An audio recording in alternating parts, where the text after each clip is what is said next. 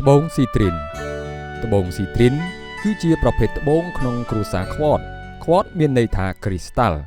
ស៊ីត្រិនគឺជារ៉ែត្បូងថ្មដែលមានពណ៌លឿងស្រស់ស្អាតវាត្រូវបានគេស្គាល់ថាជាត្បូងនៃពន្លឺព្រះអាទិត្យដោយសារតែវាមានពណ៌ដ៏កក់ក្ដៅរបស់វាស៊ីត្រិនក៏កើតឡើងនៅក្នុងស្រទាប់ផែនដីឬប្រហោងថ្មដែលប្រេះដោយសារបន្ទុះភ្នំភ្លើងឬបំរែបំរួលអាកាសធាតុជាតិស៊ីលីខេតបូកជាមួយនឹងជាតិដែកផ្សំគ្នាបង្កើតបានជាស៊ីលីកាដែលហូរច្រោះចូលទៅតាមប្រហោងនោះហើយវាត្រជាក់កករឹងคล้ายជាស៊ីត្រិនពណ៌លឿងសូមបញ្ជាក់ថាស៊ីត្រិនមានរចនាសម្ព័ន្ធរ៉ែខ្វត SiO2 បូកជាមួយនឹងអេរ៉ុន Fe ក៏កើតនៅក្នុងស្រទាប់ផែនដីចាប់ពីរាប់សិបឆ្នាំរហូតដល់រាប់រយលានឆ្នាំឥឡូវនេះខ្ញុំនឹងពិពណ៌នាលម្អិតអំពីត្បូងស៊ីត្រិនចំណុចទី1លក្ខណៈរូបវិទ្យារបស់ត្បូងស៊ីត្រិនអំពីពណ៌ត្បូងស៊ីត្រិនមានចាប់ពីពណ៌លឿងខ្ចីពណ៌មាសរហូតដល់ពណ៌ទឹកក្រូចក្រហមអំពីកម្រិតភាពរឹងត្បូងស៊ីត្រិនមានកម្រិតភាពរឹង7លើមាត្រដ្ឋានម៉ូសរឹងល្មមអាចប្រើប្រាស់ជាគ្រឿងអលង្ការប្រចាំថ្ងៃបាន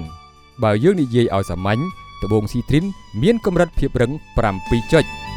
ត្បូងស៊ីត្រិនភាគច្រើនរកឃើញនៅប្រទេសប្រេស៊ីលអេស្ប៉ាញម៉ាដាហាស្កានិងរុស្ស៊ីចំណុចទី2ប្រភេទនៃត្បូងស៊ីត្រិនក្នុងទីផ្សារបច្ចុប្បន្នស៊ីត្រិនមានពីរប្រភេទធំប្រភេទទី1ស៊ីត្រិនធម្មជាតិ Natural Citrin វាកម្រនឹងមានណាស់ហើយជាទូទៅវាមានពណ៌លឿងស្លេកប្រភេទទី2ស៊ីត្រិនដែលឆ្លងកាត់ការដុតកម្ដៅ Heat Treat Amethyst ភាគច្រើននៃស៊ីត្រិនដែលគេយកទៅលក់នៅលើទីផ្សារគឺជាត្បូងអាមេទីសពណ៌ស្វាយដែលគេយកទៅដុតនៅក្នុងសីតុណ្ហភាពខ្ពស់រហូតដល់ប្រែពណ៌ទៅជាពណ៌លឿងចំណុចទី3អំពីអត្ថន័យនិងជំនឿចំពោះត្បូងស៊ីត្រិនយើងដឹងហើយថាផ្នែកខាងក្នុងនៃផ្លូវចិត្តរបស់មនុស្សភាគច្រើនគឺតែងតែយល់ថានៅក្នុងភពផែនដីនេះមានសារធាតុរ៉ែឬក៏ត្បូងថ្មធម្មជាតិដែលកើតនៅក្នុងផែនដីមានទំនាក់ទំនងជាមួយផែនដីភ្ជាប់ទៅនឹងទំនាក់ទំនងរបស់ចក្រវាឡហើយនៅពេលដែលគេប្រើប្រាស់សារធាតុរ៉ែជាពិសេសត្បូងថ្មដែលយកចេញពីធម្មជាតិគេយល់ថារបស់ទាំងនោះពាក់ព័ន្ធទៅនឹងឥទ្ធិពលនៃផែនដីពាក់ព័ន្ធទៅនឹងឥទ្ធិពលនៃចក្រវាឡដូចជាទំនាក់ទំនងរវាងគ្នានឹងគ្នាដូច្នេះរាងកាយរបស់មនុស្សនៅពេលដែលកាន់កាប់ឬប្រើប្រាស់សារធាតុរ៉ែទាំងអស់នោះឬក៏ត្បូងថ្មទាំងអស់នោះដែលយកចេញពីធម្មជាតិគេតែងតែយល់ថាមានទំនាក់ទំនងពិសេសម្យ៉ាងដែលផ្ដល់នូវការរីកចម្រើនឬភាពអន់ថយតាមរយៈត្បូងថ្មឬសារធាតុគីមីទាំងអស់នោះបញ្ហានេះខ្ញុំមិនសូវយល់ជ្រៅជ្រះប៉ុន្មានទេទុកឲ្យបងប្អូនជាអ្នកគិតនិងសម្រេចដោយខ្លួនឯងទៅចុះខ្ញុំគ្រាន់តែលើកយកចំណុចខ្លះៗដែលខ្ញុំស្រាវជ្រាវរកបានអំពីត្បូងផ្សេងប៉ុណ្ណោះហើយឥឡូវនេះខ្ញុំកំពុងតែអត្ថាធិប្បាយផ្ដោតលើត្បូងស៊ីត្រិនមួយត្បូងស៊ីត្រិនត្រូវបានគេប្រសិទ្ធនាមថាត្បូងនៃអ្នកជំនួញ The Merchant Stone ព្រោះគេជឿថាវាទី1តាក់ទាញទ្រព្យសម្បត្តិនាំមកនូវសំណាងល្អនិងភាពរីកចម្រើនក្នុងមុខរបរជំនួញទី2បង្កើនថាមពលវិជ្ជមានជួយកម្ចាត់ថាមពលអវិជ្ជមាននិងបង្កើនភាពជឿជាក់លើខ្លួនឯងទី3ភាពស្រស់ស្រាយតំណាងឲ្យភាពរីករាយពន្លឺនិងការចាប់ផ្ដើមថ្មីចំណុចទី4អំពីការប្រើប្រាស់យើងដឹងហើយថាត្បូងស៊ីត្រិនគេបានប្រើប្រាស់ជាគ្រឿងអលង្ការគេនិយមយកមកធ្វើជាចិញ្ចៀនខ្សែកនិងក្រវិលព្រោះវាមានតម្លៃសមរម្យបើធៀបទៅនឹងត្បូងលឿងដទៃទៀតដូចជា Sapphire លឿងឬយើងហៅថាកណ្ដៀងលឿងនោះត្បូងស៊ីត្រិនត្រូវបានគេកំណត់ថាជាត្បូងដែលសមរម្យសម្រាប់អ្នកដែលកើតនៅខែវិច្ឆិកាពោលគឺជាត្បូងដែលតំណាងឲ្យអ្នកដែលមានខែកំណើតកើតនៅក្នុងខែវិច្ឆិកាសូមចំណាំរឿងមួយថាទោះបីជាស៊ីត្រិនមានភាពរឹងមាំគ្រាន់បើ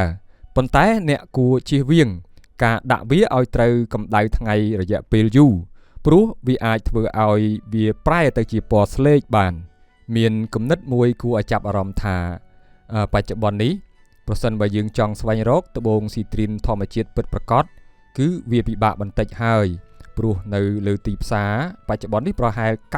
90% នៃស៊ីត្រិនគឺជាត្បូងអាមេទីសទេដែលគេយកទៅដុតនៅក្នុងឡកម្ដៅហើយមានពណ៌ស្រដៀងទៅនឹងត្បូងស៊ីត្រិនធម្មជាតិបងប្អូនស្គាល់ត្បូងអាមេទីសទេ Amethyst គឺសំដៅទៅលើត្បូងកែវណាំហ្វានដែលយើងស្គាល់នៅក្នុងប្រទេសកម្ពុជាខ្ញុំនឹងឲ្យនៅចំណុចគន្លឹះបន្តិចដើម្បីសម្គាល់ថាស៊ីទ្រីនធម្មជាតិនិងស៊ីទ្រីនដែលគេយកត្បូង Amethyst មកដុតដើម្បីឲ្យคล้ายជាត្បូងស៊ីទ្រីនធម្មជាតិមានពណ៌លឿងស្លេក pale yellow ឬពណ៌ដូចទឹកឃ្មុំស្រាលពណ៌របស់វាមានលក្ខណៈត្រជាក់និងមានភាពស្មើគ្នាពេញមួយគ្រាប់ចំណែកត្បូងស៊ីទ្រីនដែលគេយកត្បូង Amethyst មកដុតដែលភាសាអង់គ្លេសថា Hydride Amethyst មានពណ៌លឿងដិតខ្លាំងពណ៌ទឹកក្រូចឬពណ៌ក្រហមឆេះចំណុចសម្គាល់សំខាន់គឺពណ៌មិនស្មើគ្នាដោយផ្នែកខាងក្រោមនៃត្បូងច្រើនតែមានពណ៌សអាប់មួយទៀតយើងអាចសម្គាល់ត្បូងស៊ីទ្រីនធម្មជាតិបានដោយសារស្រមោលត្បូងស៊ីទ្រីនធម្មជាតិមានលក្ខណៈមួយយ៉ាងដែលគេហៅថា dichroism មានន័យថាបើអ្នកបង្វិលត្បូងមើលពីជ្រុងផ្សេងគ្នាអ្នកអាចនឹងឃើញស្រមោលពណ៌ប្រែប្រួលបន្តិចបន្តួចចំណែកស៊ីទ្រីនដែលមកពីត្បូង Amethyst ដុតនោះមិនមានលក្ខណៈ dichroism នេះទេទោះបង្វិលមើលពីជ្រុងណាក៏ឃើញពណ៌ដដែលចំណុចមួយទៀតយើងពិនិត្យមើលសរសៃខាងក្នុងឬកំតិចកំទីភាសាអង់គ្លេសហៅថា inglasen ស៊ីទ្រីនធម្មជាតិជារឿយវាមានភាពថ្លាខ្លាំងភាសាអង់គ្លេសហៅថា eye clean ប៉ុន្តែបើមានស្នាមប្រេះឬសរសៃក្នុងវានឹងរត់ទៅតាមបែបបទធម្មជាតិដែលមើលទៅដូចគ្មានសណ្ដាប់ធ្នាប់ចំពោះស៊ីទ្រីនដែលមកពី Amethyst ដុតដោយសារតែវាធ្លាប់ឆ្លងកាត់ការដុតកម្ដៅខ្លាំងវាតែងតែមានស្នាមប្រេះតូចដូចជាស្រកាឬបន្ទះសនៅខាងក្នុងដែលកើតឡើងដោយសារកម្ដៅខ្ញុំមានវិធីសាស្ត្រចុងក្រោយដែលល្អបំផុតមួយទៀតបើសិនបើអ្នកចង់ទិញវាទុកវិនិយោគឬក៏ចង់បានរបស់ពិត 100% វិធីដែលល្អបំផុតគឺទី1សូមវិញ្ញាបនបត្រ Lab Report Certificate ពីមន្ទីរពិសោធន៍ត្បូងដែលគួរឲ្យទុកចិត្តក្នុងសម្បត្តិនឹងបញ្ជាក់ថា Natural Citrin ឬ Enhanced Heat ដែលមានន័យថាធម្មជាតិឬដុតក្នុងកម្ដៅទី2ត្រូវទិញពីហាងដែលមានទំនុកចិត្តជៀសវាងការទិញតាមអនឡាញដែលមានតម្លៃថោកខុសពីធម្មតាប្រសិនបើអ្នកឃើញត្បូងស៊ីទ្រីនដែលមានពណ៌លឿងដូចក្រូចឆ្មាខ្លាំងឬទឹកក្រូចដិតខ្លាំងហើយលក់ក្នុងតម្លៃធូរថ្លៃនោះវាស្ទើរតែ 99% ជាត្បូងដែលឆ្លងកាត់ការកែច្នៃហើយចំពោះតម្លៃរបស់ត្បូងស៊ីទ្រីននៅលើទីផ្សារពិភពលោកត្រូវបានគេចាត់ទុកថាជាត្បូងដែលមានតម្លៃសមរម្យបើធៀបទៅនឹងតម្លៃនៃត្បូងដទៃទៀតដូចជាត្បូងកណ្ដៀងឬក៏ត្បូងទទឹមទោះជាយ៉ាងណាក៏ដោយតម្លៃរបស់វាអាស្រ័យទៅលើកម្រិតនៃពណ៌និងប្រភពដើមនៃត្បូងស្ថានភាពទីផ្សារបច្ចុប្បន្នចំពោះត្បូងស៊ីទ្រីនដុតកម្ដៅដោយសារតែវាមានច្រើនសន្ធឹកសន្ធាប់តម្លៃរបស់វាមានស្ថិរភាពនិងងាយស្រួលរកទិញបំផុតសម្រាប់ធ្វើគ្រឿងអលង្ការទូទៅចំពោះត្បូងស៊ីទ្រីនធម្មជាតិកំពុងមានការកើនឡើងនៅតម្លៃបន្តិចម្ដងដោយសារតែអ្នកប្រមូលទិញត្បូងចូលចិត្តរបស់ដែលមិនឆ្លងកាត់ការកែច្នៃសូមជម្រាបថាប្រសិនបើអ្នកឃើញគេលក់ត្បូងស៊ីទ្រីនគ្រាប់ធំឧទាហរណ៍10ទៅ20ការ៉ាត់ហើយគេលក់ក្នុងតម្លៃត្រឹមតែប៉ុន្មានដុល្លារប៉ុណ្ណោះនោះវាអាចជាកែវឬត្បូងសំយោគដែលគេផលិតនៅក្នុងមន្ទីរពិសោធន៍ខ្ញុំនិយាយសង្ខេបពីត្បូងស៊ីទ្រីនប៉ុណ្ណឹងចុះកុំភ្លេចជួយចុច Subscribe Channel នេះផងយើងនឹងរីករាយជួបគ្នានៅវីដេអូក្រោយទៀតសូមអរគុណ